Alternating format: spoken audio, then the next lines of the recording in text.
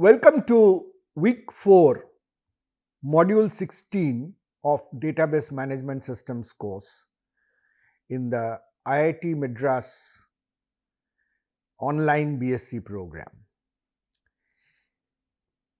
In the week last, we covered a lot of features of the SQL language, starting from practice of the basic query structure to nested queries and data modification and joins, views, transactions, integrity constraints, data types, authorization, and finally also dealt with some advanced features of SQL which deal with the procedural interface or the procedural components in SQL, functions and procedure, and finally discussed about triggers in SQL.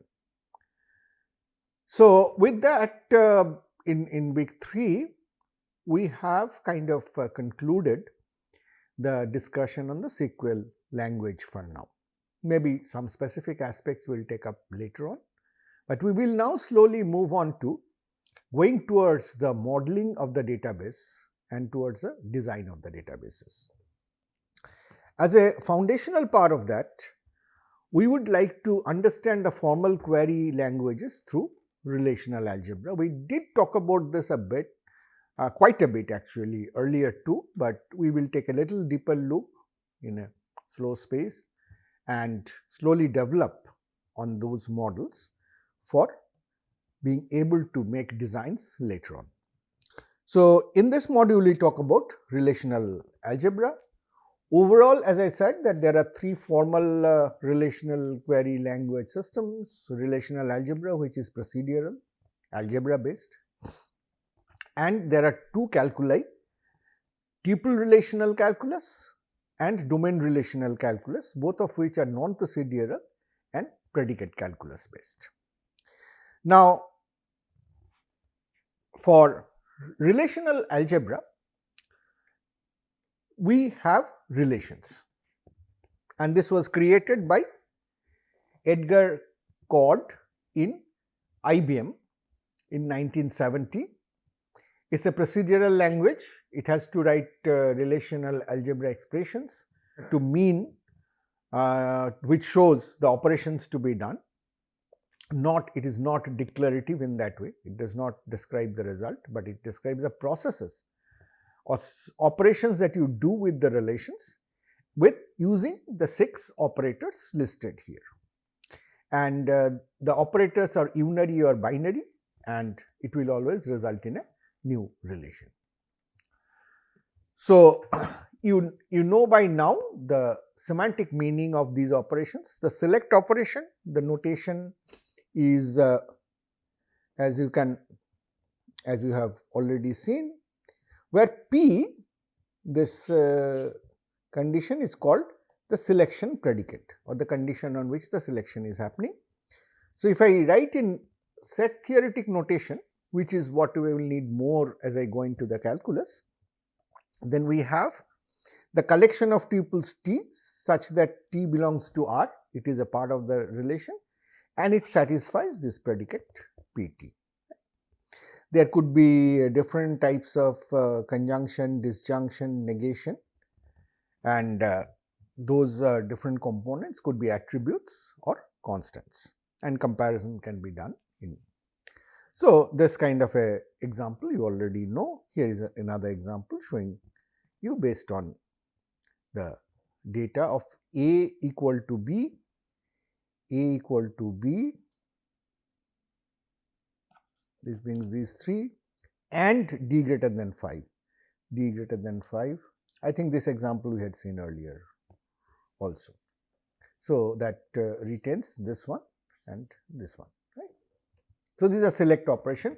Now, you have to start understanding and practicing it from an algebraic mindset, because we are going to use this to build more and more on this algebra.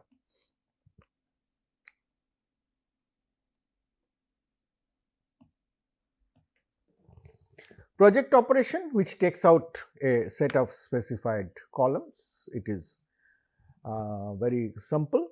But certainly when it takes out columns, it is possible that some tuples will occur more than once. There will be duplicates. And since every relation is a set now, not a multi-set like SQL, so the duplicates will be removed in every relational algebra operation. So this is a project operation. Then we have union operation, which is simple union of two sets. R union S is T belongs to R or T belongs to S, and this is an inclusive OR, which means that it can belong to both. But for the union to be defined, the conditions are that both of them must have the same arity, that is the same number of columns or same number of attributes, and columns must be compatible, which means that the corresponding column in R and S must be of the same type. One column is integer, other column is varchar, I cannot take a union. That will not be admissible. So here is an example which you have seen several times.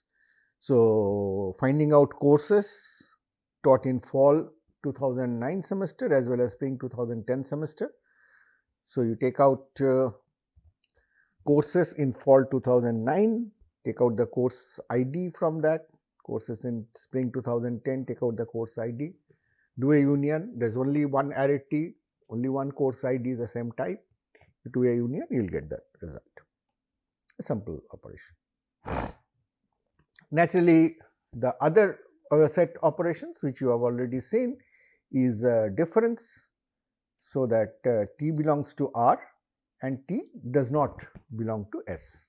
The same compatibility is required, without that we cannot work in this case. So example is to find all courses taught in fall 2009, but not in semester spring 2010.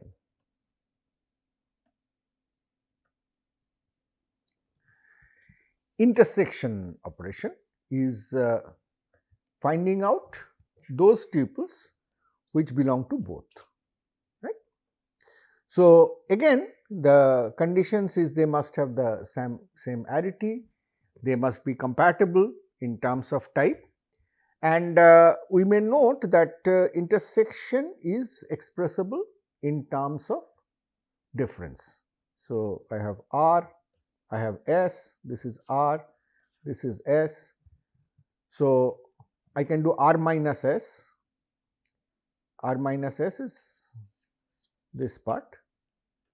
Then I do R minus this part. So from R I take out this part. So from this entire of R I take out this part. So what I am left with is this part, which is R intersection S. So basically the point is that they are not independent operations. One can be expressed in terms of the other, but having both helps in terms of writing queries quickly. The Cartesian product we have discussed at depth. So we assume for Cartesian product in relational algebra that the attributes are disjoint. That is, the same attribute does not occur to both relation. If they are not disjoint, then we will use renaming to make them disjoint. In SQL we made those implicit by as and so on, but in algebra we will simply assume that they are not having the same name. If there are some attributes which have common name, which are common between R and S, we will make them distinct. So we need a way to rename. So if we have, rename is the row operator. If we have a expression, relational algebraic expression E, so it is a relation. So I can give it a new name which is X, and these are the names of the attributes. Now it is a selective choice. I can rename everything, I can rename part of it, but obviously what needs to be maintained is if I am using n attributes here, then it means that what E produces is an n-ary result. If I have E has 5 attributes, and here I am giving 3 attributes or 6 attributes, that is not going to work. So, the returns the result of E under the name X with the attributes renamed to A1 to AN. So, this renaming is kind of a completeness process for the relational algebra, so that I can, in any situation, I should be able to compute the Cartesian product. Right. Now, obviously, there could be other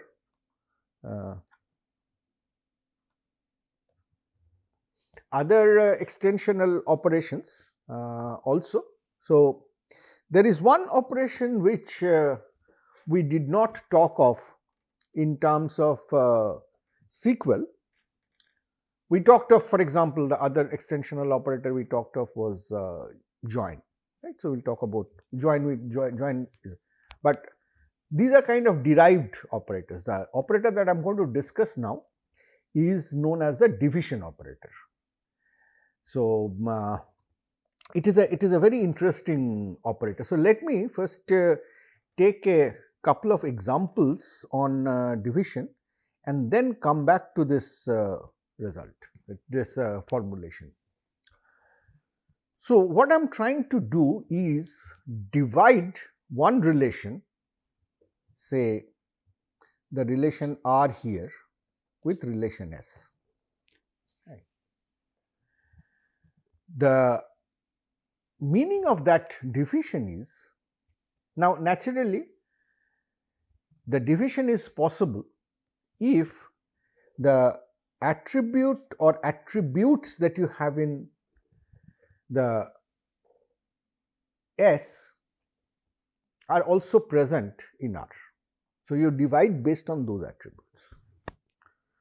So, here that correspondence is between module and subject. Assume that they are the same attribute. Now, what you do is, like, what does division do? Say if I divide 15 by 3, I find out how many times 15 goes in 3, right. Say, so the result is 5. So, it is a 3, 3, 3, 3, 3. 5 times I do, I get 15, right. A similar concept. So, this dividing relation is a table.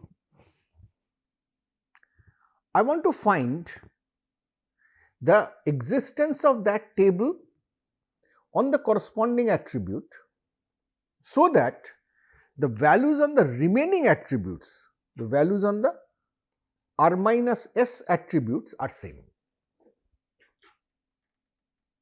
right. That is dividing, right. So, here it is pathological because it is only one entry is there. So, this table is prologue. So, I get a prologue here, I get a prologue here.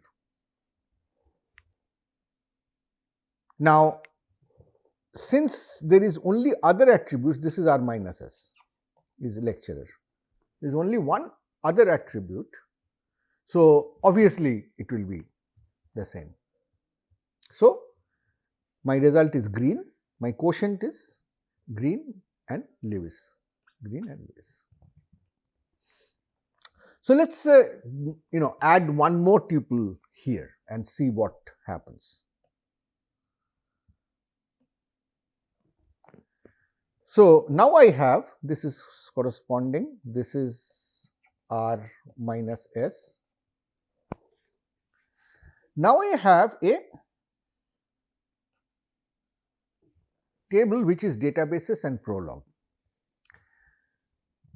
Remember the condition, I am dividing. So, I need two things. One is, on S attributes, I must get this instance, and on R minus S attribute, I must have same value.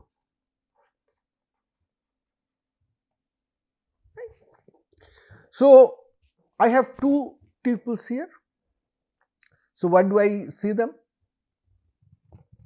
I see them, let us, if we number these tuples 2, 3, 4, 5, 6. Where do we see them? 2 and 3, 2 and 5,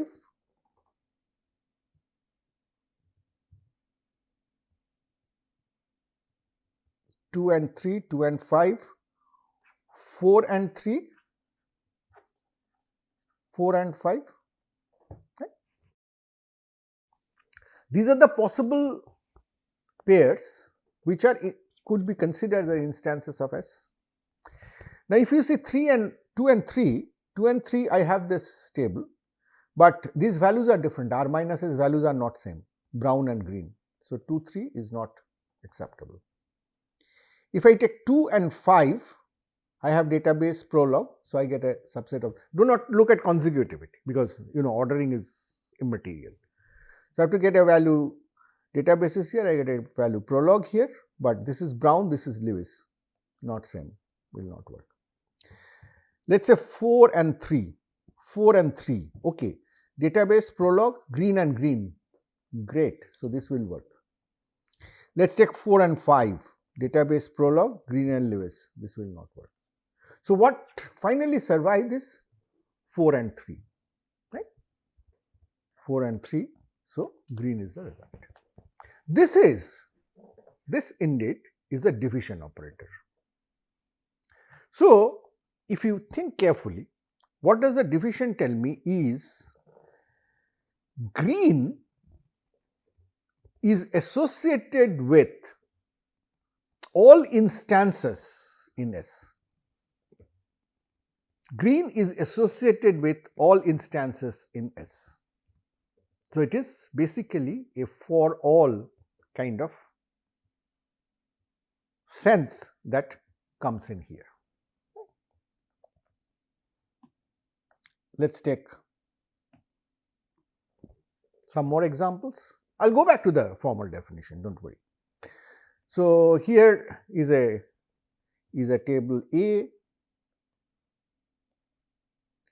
So, these are the B's, this is A minus B's, and these are different instances of B. So, one is P1, P2. P2 is here, P2 is here, P2 is here, P2 is here. There is only one other attribute and here is only one value. So, all these 4 are candidates. So, they go in the output. Now, consider P2, P4. So, you have P2 here, you have P4 here, you have P2 here, P2 here, P2 here, P4 here. Now, you have to see which P2, P4 pair has the same value. This P2, P4 has S1, right? This P2, P4 does not work. This P2, P4 does not work. This P2, P4 works, S4. So, we have S1 and S4 as I divide A by B2. If we divide A by B3,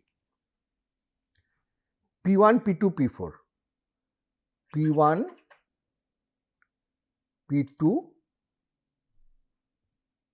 P4, P1, P2, P2, P2, P4. So, you can clearly see P1, P2, P4, all of them has S1. You take P1 with P4 anywhere else, you do not have the same value. So, P1, P2, P4 cannot have the same value. So, in this case, the result is S1, right. So, that is the kind of the semantics of division. So, let us say we have this relation A and B and these are the values, and say A is a customer name and B is a branch name, right. So, 1, 2, I have 1, 2 here where there is alpha, and I have 1 and 2 here where the value is beta. All other 1, 2 pairs are different. So, if this is the customer name and if this is branch name, this is the customer name and this is a branch name, then what does it mean? That this customer alpha has an account in every branch. Similarly, the customer beta has an account in every branch. So, if we ask to find customers who have an account in all branches of the bank, then I can simply take the branches table and divide the account holding table by that. Whatever is a quotient are those set of customers.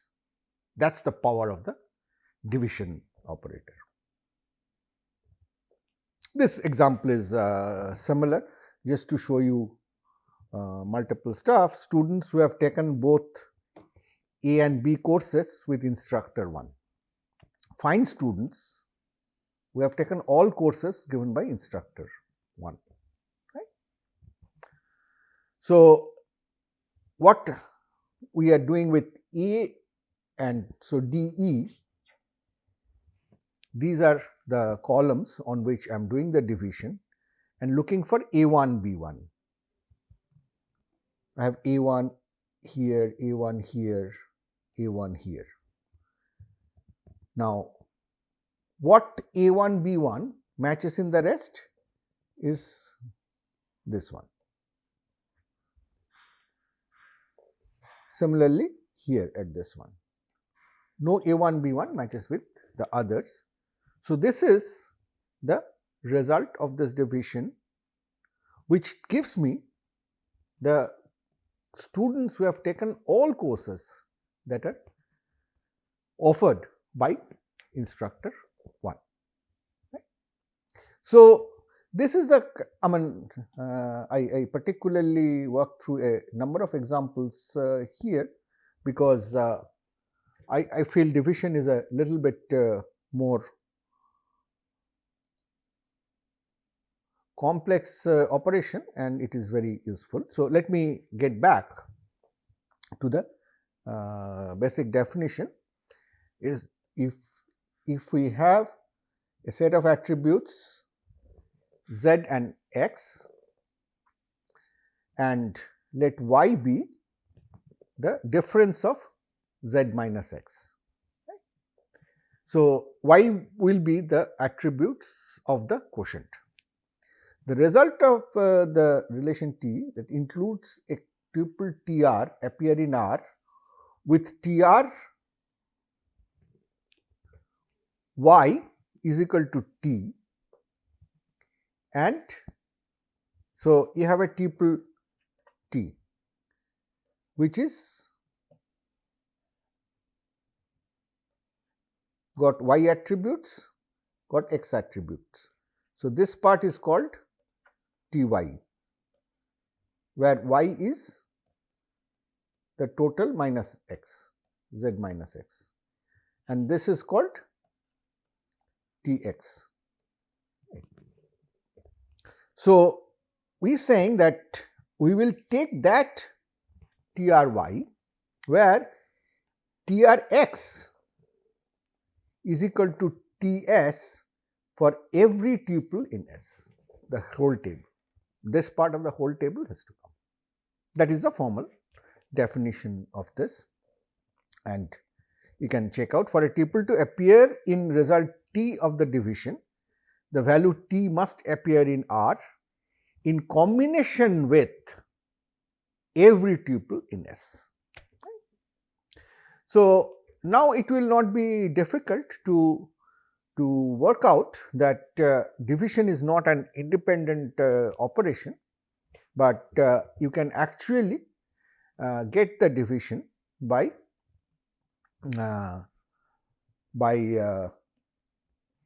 using the other relational algebra operators that you have. So, you first compute this, which is R minus S of R, which means the result table, the possibilities of the result table, and these are possibilities of the result table. You cannot have a result which is outside of this part, right? And you take a product with S. So, you are generating all possible combinations, right? Not all of them are there, right? Then you take out r minus s of r, right. So, you take out which exist. So, then you project that on the r minus s remaining and subtract from the origin, which will give you the. So, if you have difficulty in understanding this expression, I would suggest that you work through a given example step by step and you will be able to understand. If after that you still do not understand, do let us know, we will discuss. But this is division is a very powerful operation to be done. Besides the 6 basic relational algebra operators and division, obviously we have the join, which you already know, written in this form, where you actually do a cross product and then you evaluate a condition on the attributes, which is called the theta predicate of the join. Now, this theta predicate could be equality of common attributes on 2 tables, then it becomes a natural join. So, there are varieties of join which can be written in this form. It is really not theta, I am sorry. So, join theta r s is basically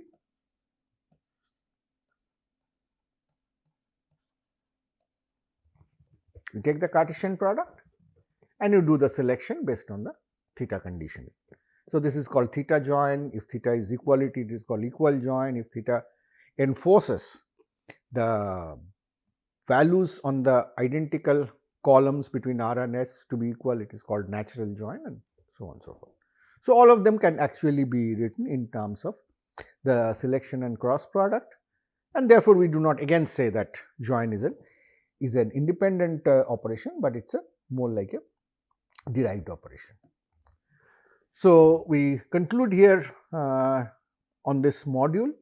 So, we have taken a little bit in-depth look into the relational algebra with some examples. Thank you very much for your attention and see you in the next module.